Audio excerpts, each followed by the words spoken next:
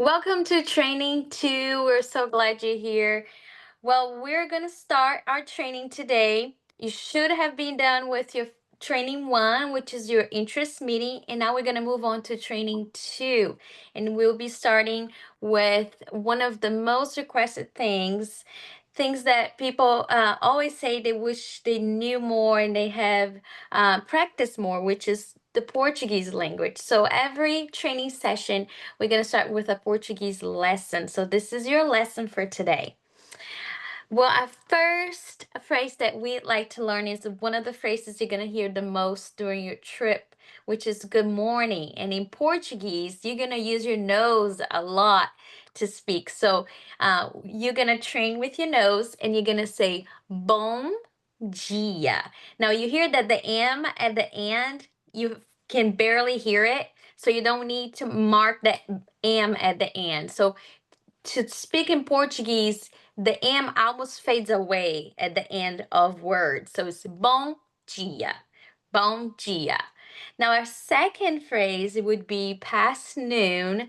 Then you can use the greeting good afternoon, which is Portuguese, is boa tarde. Boa tarde. And in the evening, you are going to use the same greeting for good evening and good night. So it's going to be boa noite. Boa noite.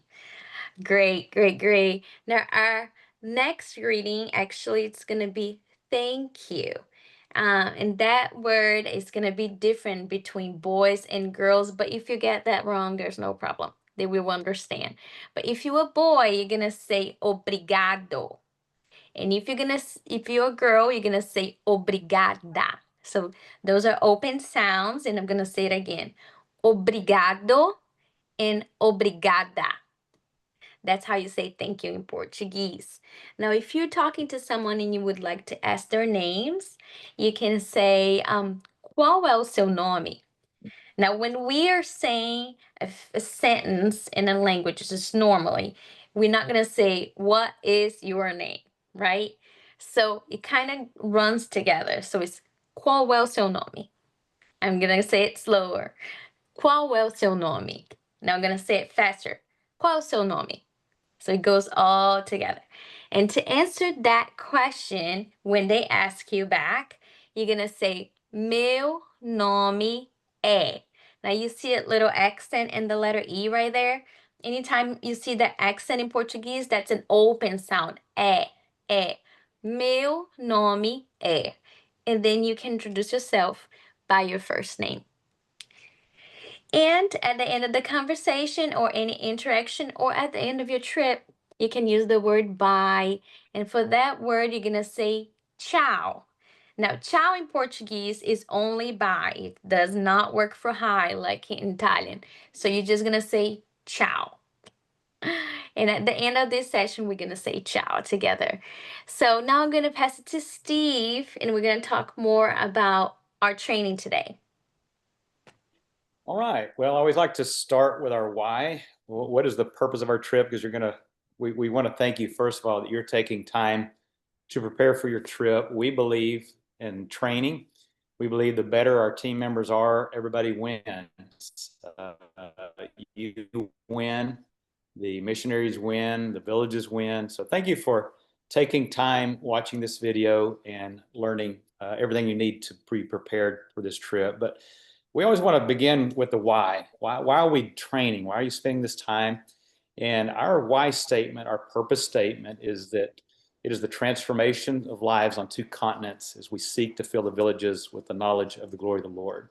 I have a picture here that took over 1.5 years to make, and let me explain it because it beautifully illustrates our purpose. Our why is the mission of Amazon Outreach. On the far left, we have a 12-year-old Kyle. We met him. He was born with a cleft lip. This is something that could have been easily fixed at birth had he been born somewhere else with medical access like here in the United States. But as God would have it, a good friend of mine, Jim Davidson, who's been going with us even before Amazon Outreach even existed, goes with me usually once a year. And he said, I can fix that. He's a retired surgeon. And him and a Brazilian dentist did a lot of work on 12-year-old Kyle, even put him on our boat and did hours of procedures. Um, this year, Jim came back with me. This is about a year and a half later from back when that first picture was taken. And this rarely happens, but Jim and I ended up in the exact same village that we'd been back in the last year in May. Here we are this July, back in the same village. And when I realized, I said, "Where is Kyle?" And I found Kyle, and he had this beautiful smile, as you can see on the next picture. And what a difference. What a transformation of a life who lived with the stigma of a cleft lip. And it's certainly not perfect, but it's life changing. And it was all done in the love of Jesus. And so I found Jim, and you can see the reunion and just the joy of these two lives. And then the far right is the picture that I think epitomizes our mission more than anything, and that is the transformation of lives on two continents. As my friend Jim was holding back tears in that picture, Kyle's life has been transformed. So an 80-year-old retired surgeon and a 13-year-old village boy's lives are being impacted. So I know that you're going to bring transformation, to bring healing, to bring hope, to bring sight. But as you do, your life is also going to be impacted. And that's what we love at Amazon Outreach. We see the transformation of lives on two continents. So thank you for being part of the purpose. So let's get into some of the details of being prepared for your trip. And we'll pass it over to Chad now. All right, let's talk about how we get you I from can one get it. continent to the other here. Um, so if you are a trip leader, you're going to want to share that application link that is in your trip overview. And so for any team members who sign up, we want them all to go through this process because this is really going to fill out all of your managed missions. It's going to get all your information in. And so for you trip leaders, you're not going to have to go back later and keep asking and asking and asking. Now, one thing I do want to point out is a common misconception is people think, well, I don't have my passport, so I can't apply yet. And that's not accurate. Okay, you can go ahead and apply. Anybody can go ahead and apply, even if they don't have a passport. They can just leave that section blank. And then, of course, when they get their passport, which Priscilla will talk about here in just a few moments, they can go back and fill in that information. But on your trip overview, it has that link with a QR code. And so for you trip leaders, you can send that out, electronically through your phone, through email, and that's the best way to get people signed up. And so for those of you who have minors going, I know we have some student trips and we have minors that go on several trips. Um, if there's not a parent going with a minor, there's going to be some extra paperwork to fill out. We'll talk about visas here in a few minutes, but um, for any minor who's going, and really we recommend this, even if there are parents that are going, just if something were to happen where the minor was separated from their parent as you're traveling through the airports and whatnot, for all minors, we really want them to go to our resources page on Amazon outreach.org, go to resources, and under important team information, you can find our minor release form. And now this is not to be confused. You're going to see another minor consent form when we talk about visas here in a few minutes, but this is our form. This is Amazon Outreach. And basically it's giving permission for that child to be traveling with your team. And so this is why it's especially important if there's not a parent who's going. I actually had a case last August where we had minors who were unaccompanied with parents, and coming back into the U.S., going through immigration and customs, they wanted to see, who is this child with, who's responsible for this child. And it's all in the best case of that child, just making sure that they're not being trafficked illegally and those sort of things. And so any minor who's going, especially those who are traveling without parents, need to get that form. And so, like I said, all these forms are on our website, amazonoutreach.org. You go to resources. And so you're gonna live a lot in important team information. You're gonna find everything that we share and lots more there. And then we'll go ahead and click the next one. Yeah, and so when you talk about vaccines, one thing, again, want to point out a common misconception, there are no required vaccines to get into Brazil. There are certainly some that we recommend. And so as you or as a trip leader, as you have people sign up, you'll get lots of questions, especially for first timers about, vaccines. And again, you can always tell them if anybody has any hesitation. There are none that are required, but certainly there are some that are recommended. And so for anybody who's signed up for the trip, they can log into their managed missions account and you can kind of see the vaccine schedule.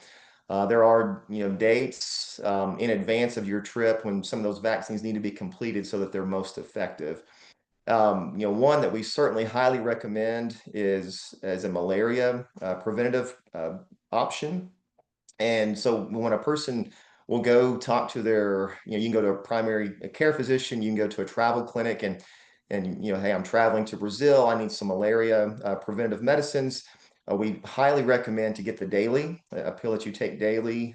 They may try to get you to take the weekly ones, but way more side effects and things to deal with there. So we really encourage the daily option. And so typically that's going to be either doxycycline or Malarone. And so that's something for a person just to consult with their physician with. And so, again, we'll talk about visa information here in just a few minutes, but everything we're going to talk about, again, can be found there on our website under the resources tab. All right. And so talking about passports, we're going to pass it over to Priscilla. Wonderful. So passports. We have had some instances in the past couple years where people have ruined their trips because they lost their passports. They forgot their passport somewhere. So since we have started teaching this method, this have not happened. So first, you need to verify that your passport's valid for the past 6 months to your return date. So if you don't get a passport, if you don't have a passport, get one. If your passport is close to expiring, please get a new passport as of tomorrow. Tomorrow is Monday, so don't wait. Next, this so we have talked about that. So now let's talk about the three touch rule. The three touch rule is very simple. So you just need to remember these three things. Your passport, you make sure you have it before you leave the house. And once you get to the airport, your passport goes and touches these three things. First, your hand. You have it in hand at all times. The second thing it's going to touch is the hand of the agent. As you hand it to him, you take it back. And then the third place is you're going to have one secure place to put your passport. And you have put there every time. So your passport's not going to be just loose in your bag mixed with your snacks, Cheetos, and whatever is going on in your backpack. It's going to go in this secure place in your bag, in your hand, or on the agent's hand. Thank you, Priscilla. We have, I think, by practicing the three-touch rule, agent's hand, that secure place, that's going to save your trip from being ruined, as we've had happen in the past before the three-touch rule got preached. Well, let's talk next about spiritual prep. One of my favorite verses in Ephesians talks about being prepared spiritually by putting on the full armor of God. So we want to get you spiritually prepared for what you're about to enter into. We're going to be talking visas and passports and vaccinations, but let's talk about your soul. First thing to spiritually prepare for a mission trip is to anticipate challenges. Some of you, maybe it was a big step of faith that you're nervous and you've moved forward, and then everything after that's going to be easy, right? Probably not. Sometimes I've been on many, many trips, and sometimes it is.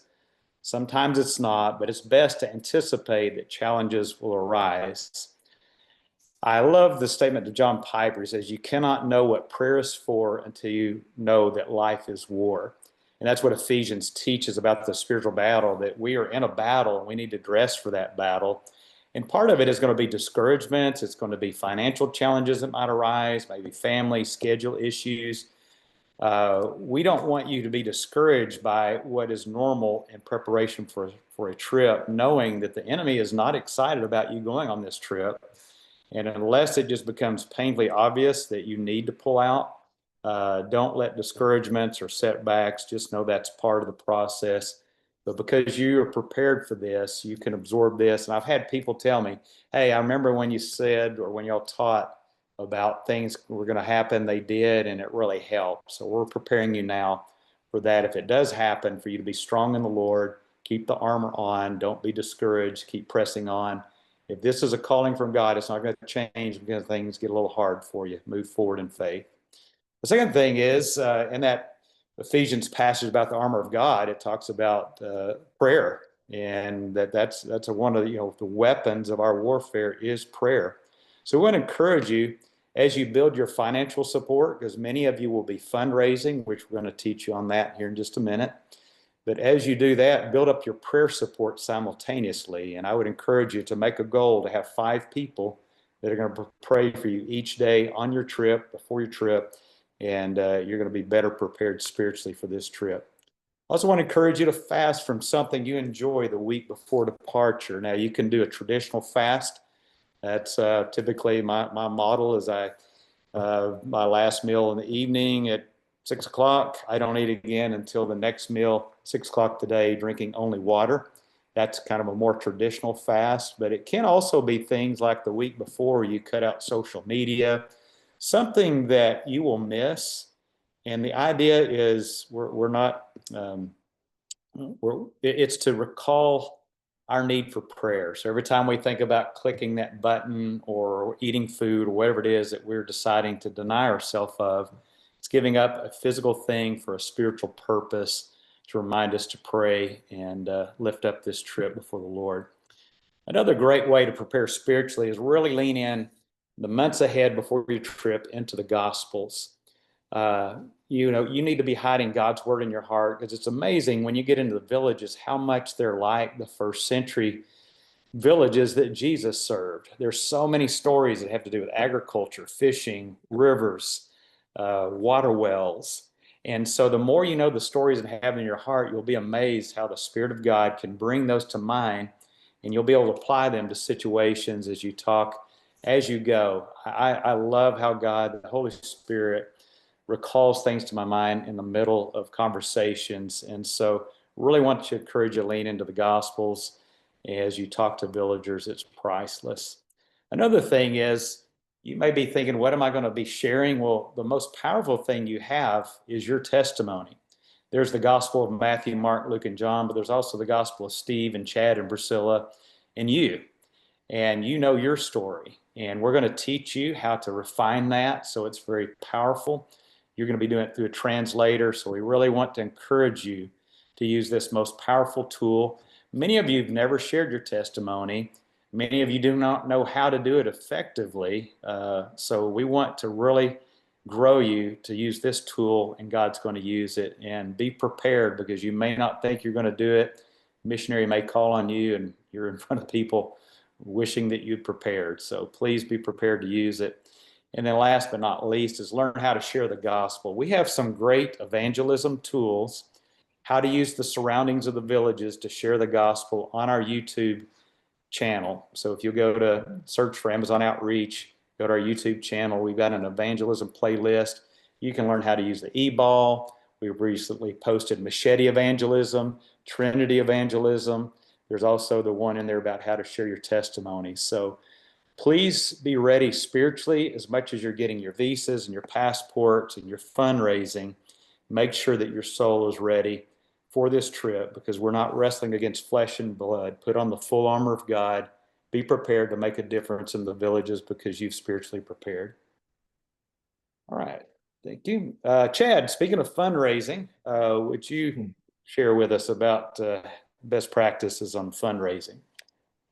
Absolutely. That's, Steve talked about, the enemy may try to discourage, those who are called. And quite often that can happen, through that price tag. That can be a little bit intimidating. But, we often say, for people to raise the funds to go, because as he mentioned, many people will have to raise funds. It's really, we call it a lot of times the first miracle of the trip.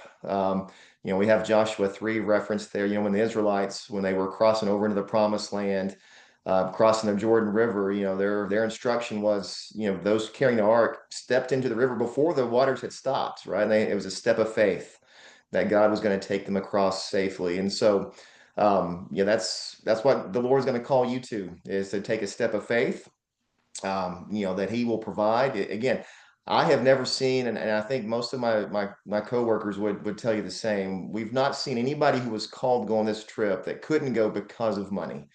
And so, there are a role that we have to play in that as trip goers, right? Yourself, the Lord asks us to participate in what he wants to do and how he's going to provide those funds. And so the first thing, we would encourage is, you're not asking for yourself. A lot of people have trouble, asking for money. Well, I can't ask people to help me go to the Amazon. Well, technically, what you're asking them to do is provide a donation to Amazon Outreach, right, for our ministry to continue. And so it's ultimately, though, you're asking them to provide to what the Lord wants to do, right? And so you're not really asking for yourself. You're not asking, for you to go take a trip. It's you're asking for people to contribute to the work of the Lord. And so that's one thing to remember. And certainly, as Steve mentioned a while ago, we want to start with prayer. We want to give the Lord, time in all of these things, and all this calling to go, and that includes fundraising. And you know I often tell people, my teams that I've trained through the years, again, I've had people who have trouble, quote unquote, asking for money. And man, what I always encourage them is, this part of this whole trip process is really a testimony to those in your community. It's a testimony to your neighbors. It's a testimony to your coworkers, to family members. When you do fundraise, when you do send out support letters, when you do ask people, you know, to um, to help fund this trip. It's a powerful testimony. And so if the Lord places somebody on your mind, don't hesitate to ask them. And what's the worst they can say is no. But what you've done is not only, potentially, contacted someone who's going to help fund your trip, you've also given testimony to what you're doing. And then there's going to be natural questions that come from that. So don't hesitate to reach out to those who come to mind.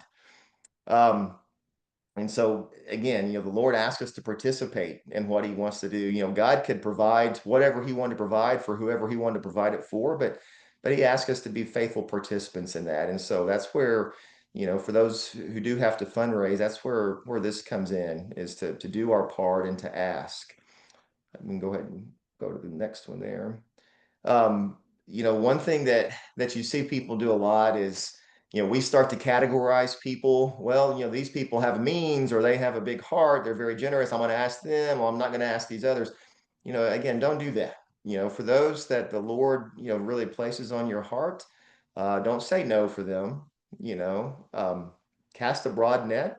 I mean, again, Steve was talking a moment ago about, knowing the Gospels and Bible stories. When you think about, fishing, you go out, you're going to cast a broad net, and you're going to catch some. Well, it's kind of the same way with fundraising. Don't say no for people. Don't automatically, categorize people into who can and will and won't.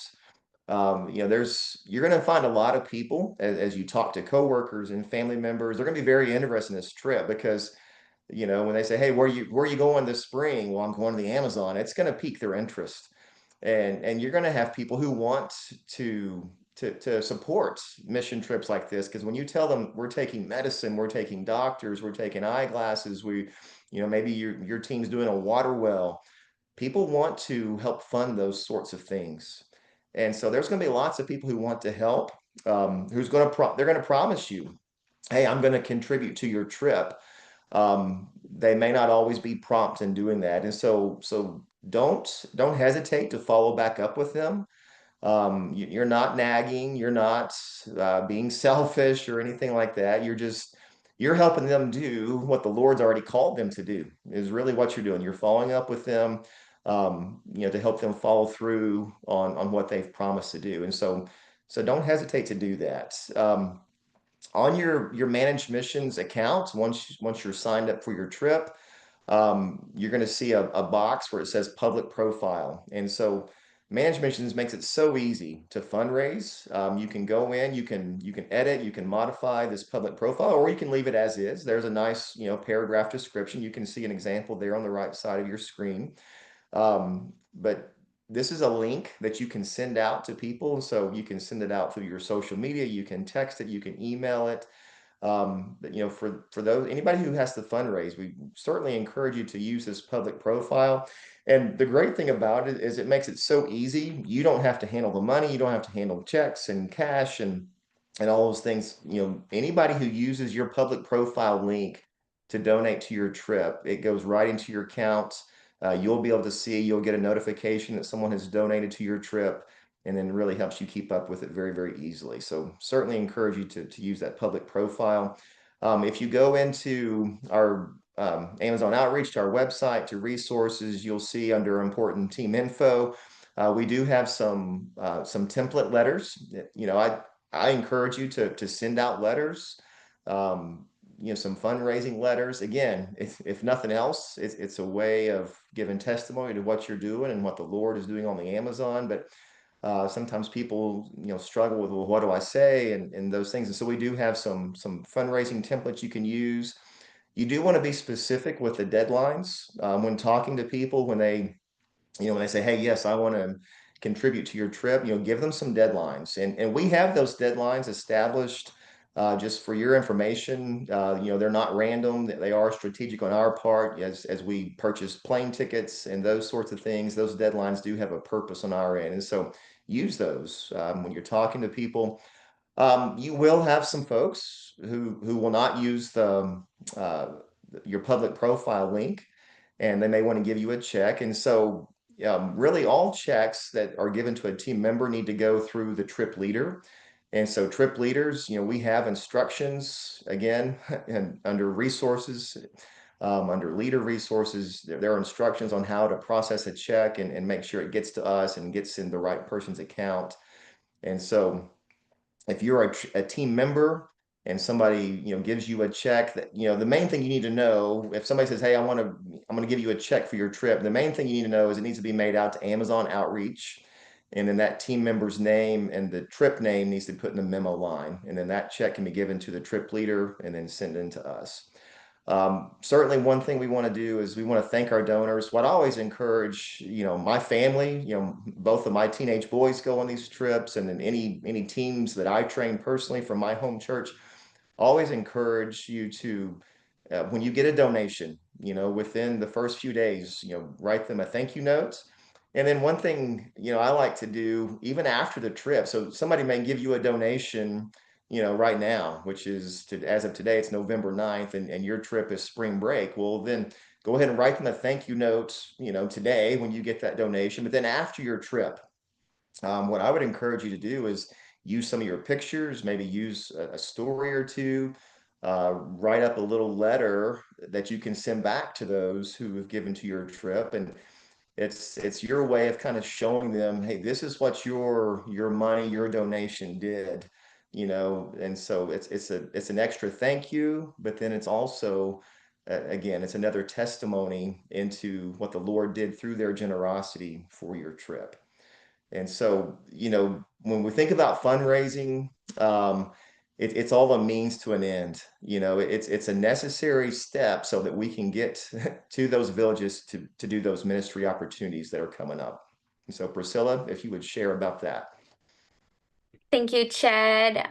You may know by now what you would like to do on this trip, or you may be already praying about it, or you might be saying, I know that the Lord has called me to go on this trip, but I have no idea what I'm going to do.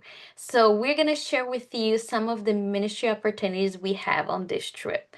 First, we have the medical ministry opportunities. That's for doctors, nurses, pharmacists, anyone in the medical field. We also have a dental ministry where we have dentists, hygienist assistants, people that would like to assist the dentist in the dentist office that we have on the boat. We also have a great ministry if you like one-on-one conversations, if you like to pray with people, encourage them and serve them. The eyeglass ministry is another great ministry where we hand out readers, sunglasses to help people in the villages. That's a a great ministry. The other one is sharing the devotionals or sharing your testimony. The devotionals usually occur on the boat, and the testimony usually in the villages or during a service. Well, you can also do worship if you can sing or play an instrument.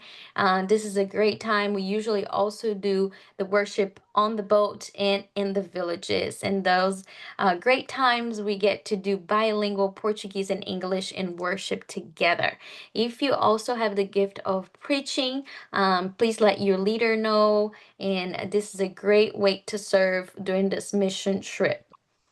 Also, this is one of my favorites, the photo ministry. It sounds like something very simple, handling someone a printed picture of their family, but it's really, really a sweet way to bless a family that have never had a family portrait and leave something that's so meaningful to them and that they will cherish for a long, long time. Now, this ministry requires a mobile printer that will connect to your phone, and we're going to send you all that information if that's something you and your team would like to do. We also have the special skills. If you have a special skill, or if you're going to work on a special skill, and that involves everything from animal balloons, if you can do hair, can do PT, chiropractor, audiology. If you have any skills, we even had a jujitsu coach one time coming teaching personal defense. So God can use any of your gifts and talents on this trip for sure. Now, Steve's going to talk about other ministry opportunities we're going to have on this trip. All right, thank you, Priscilla. Yeah, speaking of photo ministry, I think my last trip it was first house in a village evangelism. They were excited, invited us to their home, opened their Bible, handed me a picture that was taken 15 years before. It's when they trusted Christ. It was our team's first visit to the village. And while they have phones in villages, which is surprising, they have pictures on their phone, they don't have printed photos. So it is a very wonderful ministry if somebody would feel called to, for the extra cost of bringing a printer. But let's talk about some of the other ministries. There's a good pattern, whichever ministry you end up in, especially if you're asked to lead it and you've never been on one of our trips. Now, on our resources, there's going to be a section about the different ministries. And I want to encourage you to find the ministry that you're interested in. And there's what we call ministry captains. These are going to be experienced people who have done these ministries on the river. So whether you're in the medical, the dental, the eyeglass, the men's, women's, children's ministries, these are going to be great people for you to reach out to and say, hey, tell me what you did on the river. So I want you to know that there's other people to talk to get prepared to lead your different ministries. But here's a good way to approach our ministries. Most of these, some of them afternoon, some of them are morning and afternoon. But let's talk about VBS, Vacation Bible School. This is probably the most labor intensive preparation. You need to bring everything that you plan to do for VBS. And what we typically do is we do a morning session and an afternoon session, and we repeat that each day, usually 4 villages. So you'll need to have preparation for basically 2 lessons that you're going to repeat 4 times and have the crafts that accompany that and bring that with you. There's great resources on our website how to do that. And then teen ministries, we also have, I think it's resource number 18 on our resource page. Chad Pratt, who's been helping us lead today, one of our newest staff member. He's had a lot of experience in this area. He might even be the contact person on the teen ministry. Women's ministry. Interestingly, with the women's ministry in the morning, it's usually braiding hair and painting fingernails. It's just loving on the ladies because most of the people come to the medical dental area and eyeglass area. So it's a great place while they're waiting in line just to pamper the women, loving on them and serving them. And then the afternoon is typically when the meetings. Men's ministry is in the morning, usually door-to-door evangelism, and then it also becomes the men's ministry. And sometimes the women that are in women's ministry will also go on the door-to-door evangelism in the morning. So the Main thing is if you've never done this and you don't talk to anybody, let me give you an outline on how to approach this. If you end up leading a team and you've never done it, just think of it in three terms: the icebreaker, the testimony, and the gospel. So in each one of these ministries, you can just start out spending time getting to know them: who, what, where, why, when. Those are your serving friends that will help you to learn about them, be observant about the name of the village, look for things in the village that you can ask them about. If you're in a home, be looking on the walls, look around. If you see toys, those are cues to just begin to find out more about their life. Most teams, especially evangelism, rush through this first section. You want to take a lot of time ice breaking. At some point, there needs to be, hey, well, thank you for inviting us in your home. We are followers of Jesus. In fact, Chad would like to share with you what Jesus has done in his life. So you transition from ice breaking to a testimony, and this is where you're going to use your 3-minute testimony, which is really 6 minutes because it's through a translator.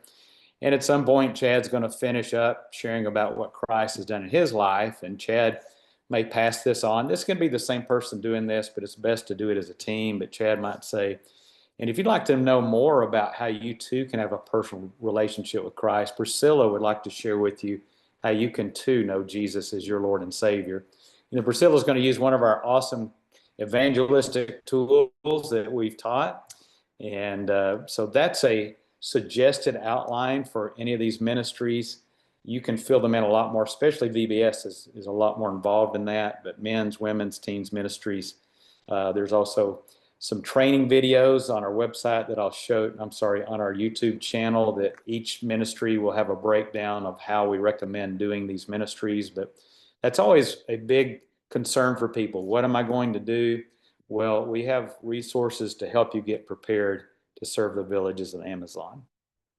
All right, now door-to-door evangelism was included in that. So let me pass it on now to, I believe, Chad. No, Priscilla, we're going to talk about a typical day. Yes. If I can get my Yes, we had talked about all these ministry opportunities, all these great things, and you might be wondering, okay, but how's the schedule? What does that look like actually? So this is what a typical day would look like. Now we know in a mission trip we gotta be flexible and things change, but this is usually the model we follow on a mission trip on a typical day. So we start pretty early because the sun is up early. So 6 a.m., the sun's already up. You're going to hear people move around. This is a time for you to have a quiet time with the Lord. I personally recommend that you get a cup of Brazilian coffee, but if you only do tea and water, we have that for you too. That's the time for you and the Lord. And after that, 7 a.m., that's when we start serving breakfast. This is a great time as well. Following by that, we have a team devotional time around 8 a.m., and that also involves worship and a time of encouragement just with our team and our Brazilian team as well. Then we head out downstairs. We put our outside shoes and get ready each ministry to start ministering that day. So around 9 a.m., we want to be in the villages with the ministries running. Then we take a break in the afternoon for lunch around noon. We start our lunch time and we have that break and we go back at 2 p.m. because the Brazilians take that break. So we take that break as well to get ready for the afternoon village ministry time. As we serve them, we can always have a great time at the end of fellowship and maybe having a soccer match with the people in the villages or ending with a service depending on what the local pastor wants to do at that village. We also usually end, if we're not going to have a formal service, we try to end the day with everybody being invited in the village for a time of singing and a word of encouragement and just sharing the gospel with the whole village. Then we head out to the boat around 5:30, and that's when we get ready for our dinner.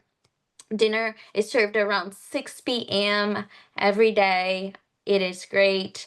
And then we can do a debrief time just as a team. Now, if that's a village that actually has a church building and the local pastor requires you, we might have a church service instead of the debrief that night. And then after that, it's free time. And after that is lights out by 9:30, 10 p.m. Everybody's out because next day starts pretty early for our crew and for us as well. So that's what a typical day looks like. Priscilla, Chad, I believe we're going to have you do the visa information. Yeah, you bet. So, Brazil, as of this year, 2025, April of this year, did start requiring that everybody, all ages, have to have a visa to enter the country. And so, we'll kind of talk through this process. We're a whole year into this now and have a good handle on what this is like. Um, we do have confidence now that their government site, that the VFS Global, it is a fairly efficient way for a person to go ahead and get their visa. Any U.S. citizen can apply online, as it says there, for $81. And the great thing is it is a 10-year visa. In the old days, it was 2-year visa. You had to do this every 2 years, but now you get your visa and it'll be good for 10 years.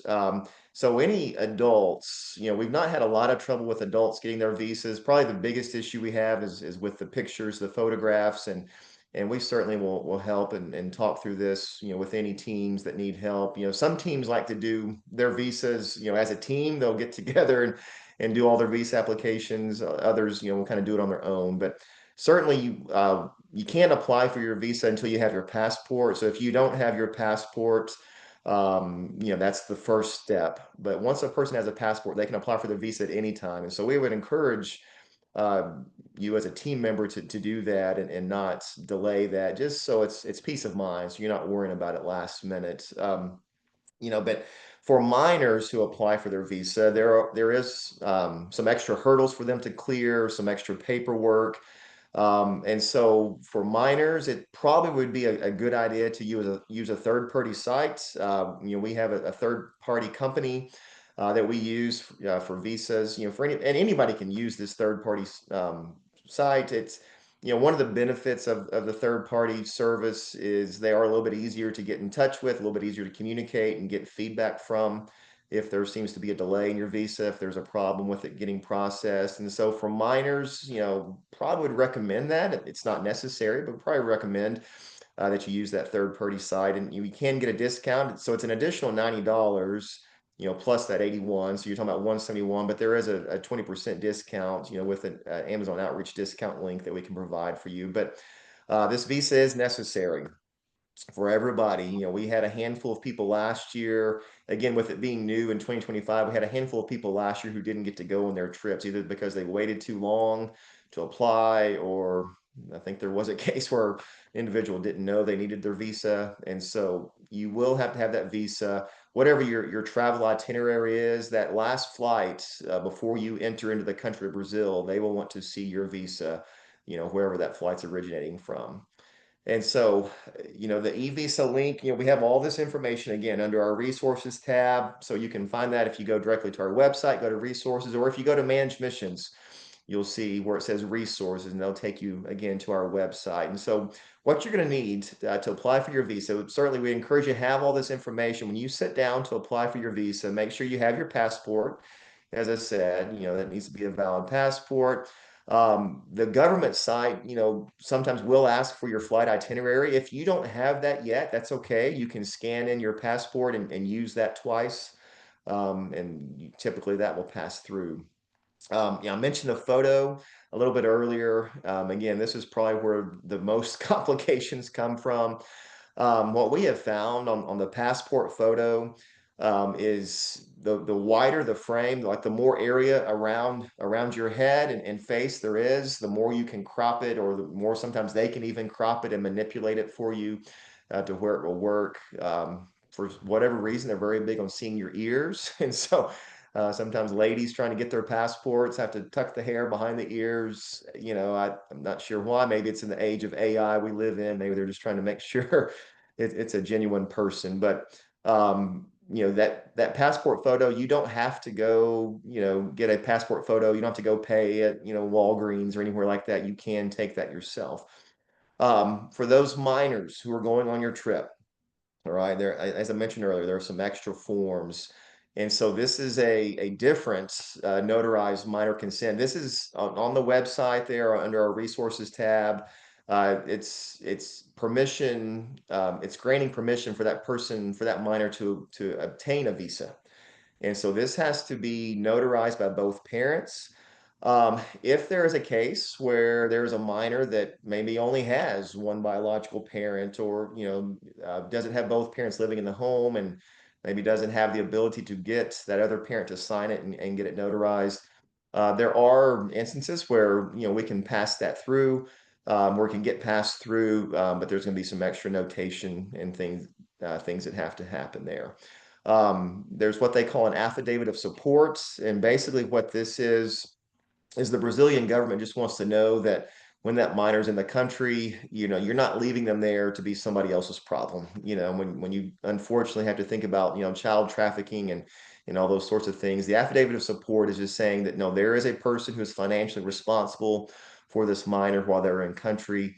And so, that form can be found on the website. And so you'll have to have that. So before you start to apply for any minor's visa, you want to make sure you have all of these documents ready. Otherwise, you'll have to stop and start, which you can. I mean, these application processes, you can pause it and come back to it a day or two later, but I find that it's much easier to have all these documents collected and ready. And so you will have to have a scan of both parents' IDs. Ideally, they would both have a passport. It will say, the form will ask for their passport.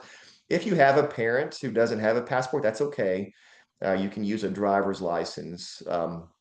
And so, but you need to have those.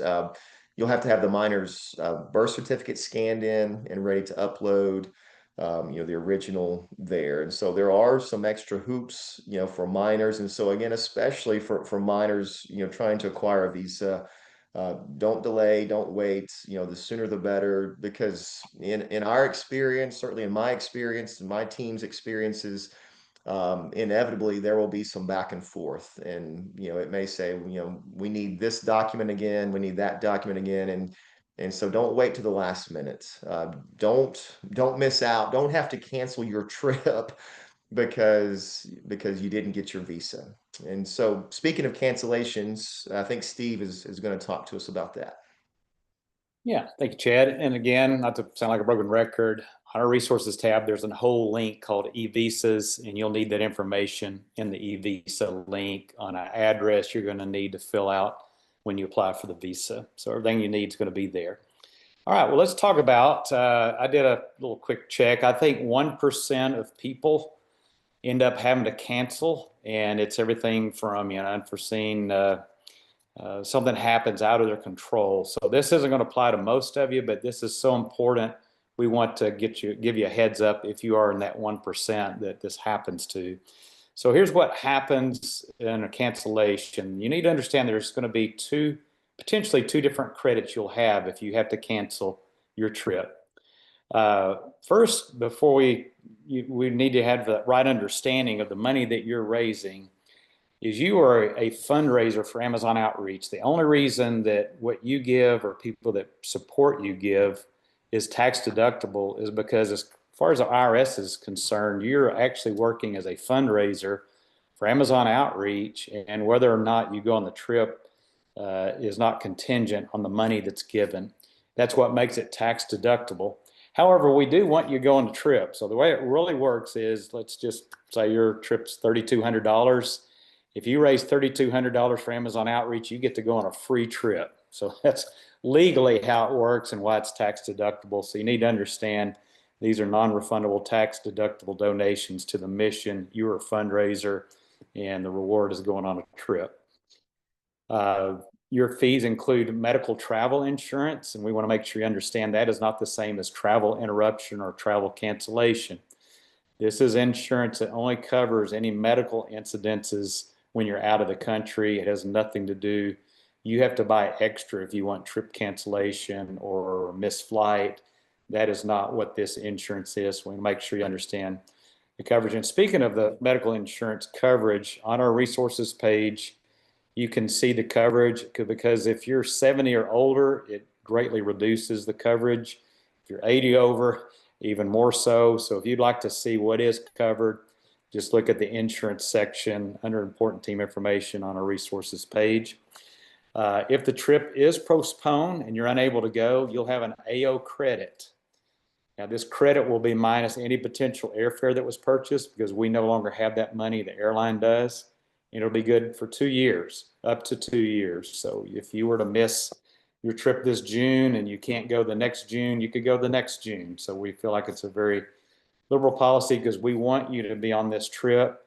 But if you don't take that credit within 2 years, it becomes a donation to Amazon Outreach. You can even transfer that to another team member. So there's many ways to use it, but ultimately if it's not used, it becomes a donation to the mission for our charitable purposes. So this is what we call the AO credit. It's the money that you've raised to go on a trip that you can't go, and it's a credit, and those are the details. But there's one other thing you need to understand, and there's also airline trip credits. Now, this means that we buy the tickets about 2 months before departure. We have a contract for every flight. And at 2 months out, we have to buy tickets. And again, that goes back to why we have deadlines on when your financials are due. So if you have a airfare already purchased, we no longer have that money. So now that's going to be an airline ticket. And so let's just for simplicity say your trip's $3,000 and your airfare was $1,000. Well, you now have a $2,000 AO credit, and that remaining 1,000 will be with the airline. So as far as we're concerned, the mission, you have 2,000 towards your name. The rest is wrapped up with the airline. So it's important to understand that. It will be in your name, so AO can't use it.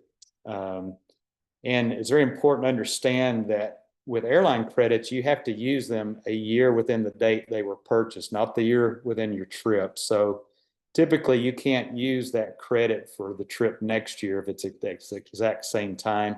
Because again, we buy tickets about 2 months before the trip goes, and you have to finish travel within that year before when the ticket was bought, not when your trip was scheduled. So we don't want you to lose any potential air credits that you have.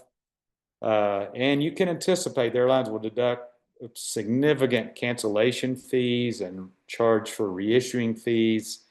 In fact, most of our teams go through COPA, and we find the majority of the credits get eaten up by penalties and reissuing fees. So it won't be the full $1,000 of your ticket. It'll be whatever. You're at the mercy of them. We have nothing to do with that. But very important to understand you have an AO credit, and if a ticket's been purchased, then you may also have an airline credit that we have no control over. We'll send you an email with all the information of how to use it, but that will not be able to apply to next year, the following year's trip. All right, Priscilla, would you share with us the next steps as we wrap this up today? Wonderful. So, as we're wrapping it up, let's talk about the next steps coming up. Make sure you add our next team meeting, team training to your calendar. It's going to be December 7th. Same link, same time. We'll see you here at 3:30 that Sunday. If you need, make sure you complete your managed missions application. Uh, Go to the website. Steve's actually going to give us a demo in a minute. So make sure you get that all set. If you have not yet, make sure you pay your deposit, save your spot, and then we'll continue to pray and let your leader know which ministry you're feeling called to lead or to participate so we can start that preparation. If you have chosen to do vaccines, we don't have any required. We do have some recommended if you like to check that out. Just make sure you start on that as well. And go to your passport, check the dates, confirm it's valid. If you're in the process of getting one, make sure you get that all set as well. The passport needs to be valid for the duration of your trip. Make sure it's valid until the day you come back. Okay? And keep practicing your Portuguese. There's great resources in Duolingo, Google Translate. Also, there's another app that one of the team members told me, it's called Babbel. If you want to take a look at it and see if you like that method as well. And check your managed missions to know when is your first deadline for that $1,000 for your trip. Now, check out our important team information resource links. It's on our website, amazonoutreach.org. There's a lot of great information that for you, what to pack and things that we're still to cover in our next trainings. But if you have any questions, you may want to check our resources page on our website for sure. Now, I want to let you know that if you like swag, we have an online store that has a lot of great things with our Amazon Outreach logo to get you ready for your trip. But I also want to invite you to follow us on social media. If you don't follow us yet, we are on Facebook, we're on Instagram. Make sure you check our YouTube page. There's a lot of great videos and resources that for you as well. And before I pass to Steve, I just want to say obrigada. That's one of the words we learned today, but that's thank you. Thank you for being a part of this training. Thank you for taking the time and investing this time to go to Brazil to minister to my people. And thank you for being obedient to this calling. Steve. All right. As we said, when team leaders get better, everybody wins. You win, the missionaries win, the villages win, the better prepared you are. So thank you for being with us to this point. This is a little additional information. I want to share with you some of we keep talking about resources. So managed missions, I know that everybody loves to learn brand new technology, right?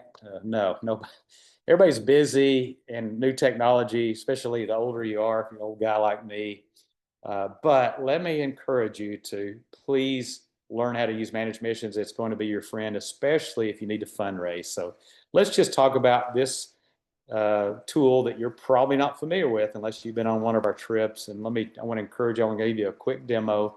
Let's just talk about what it is. It's an opportunity to have an online tax deductible fundraising tool. Chad talked and showed you an illustration of a public profile that you can share with family and friends online.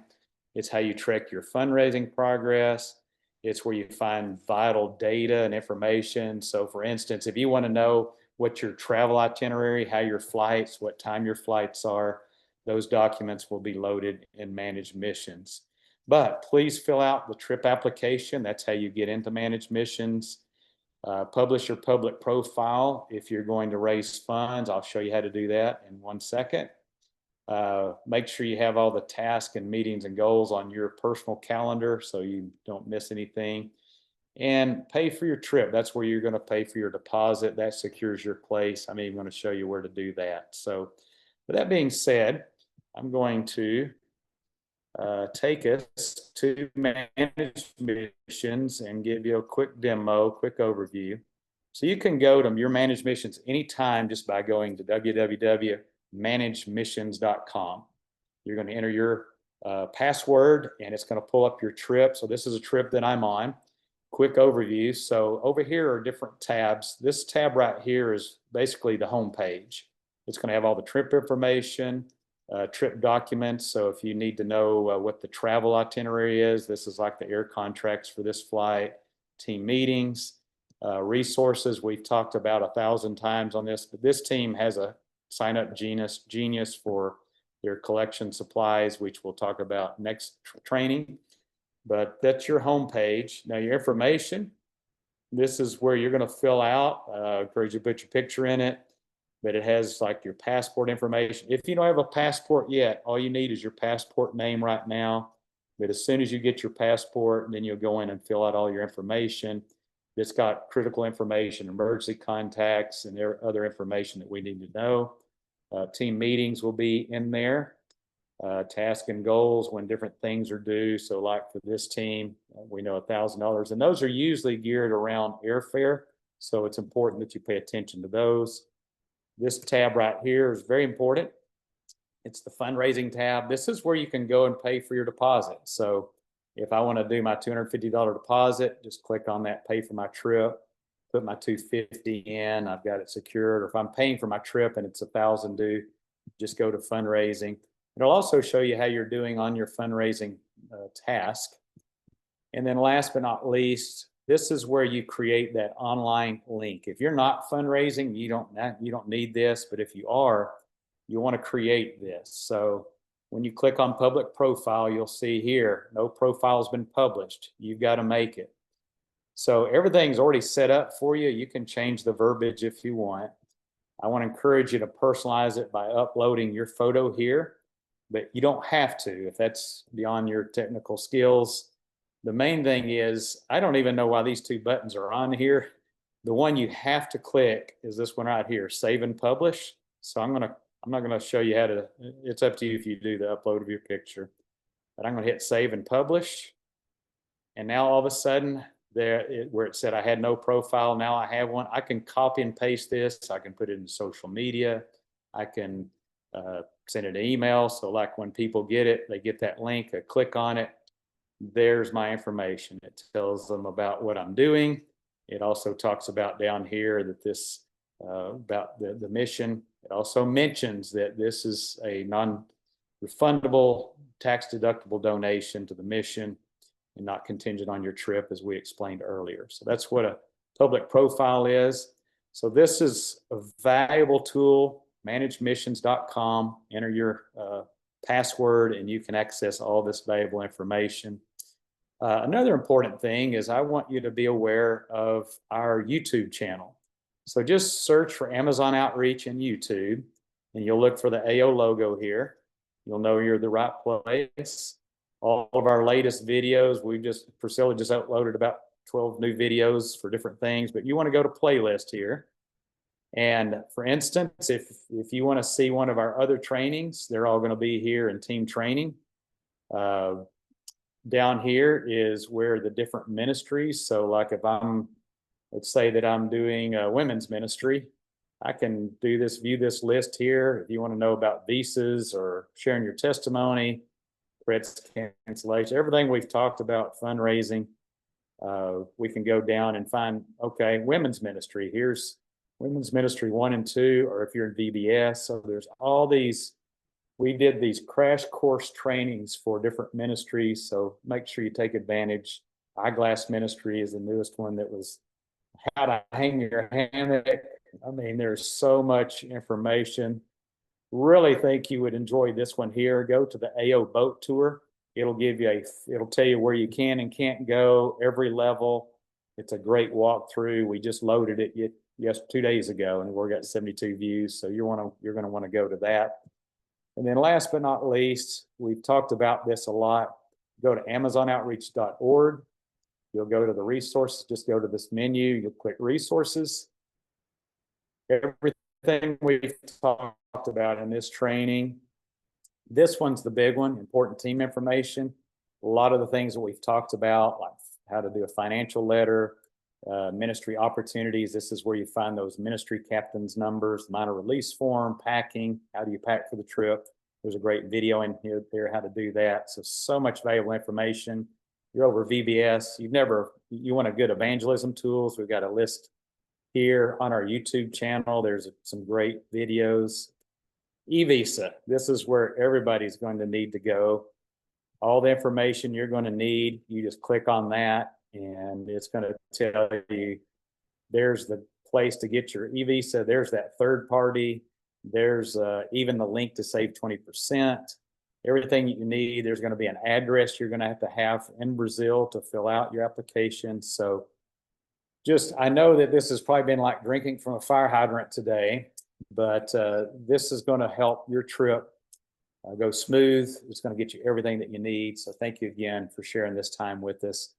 God bless you as you go to fill the villages with the knowledge of the glory of the Lord. Thank you for joining us today. And we will see you on our next training.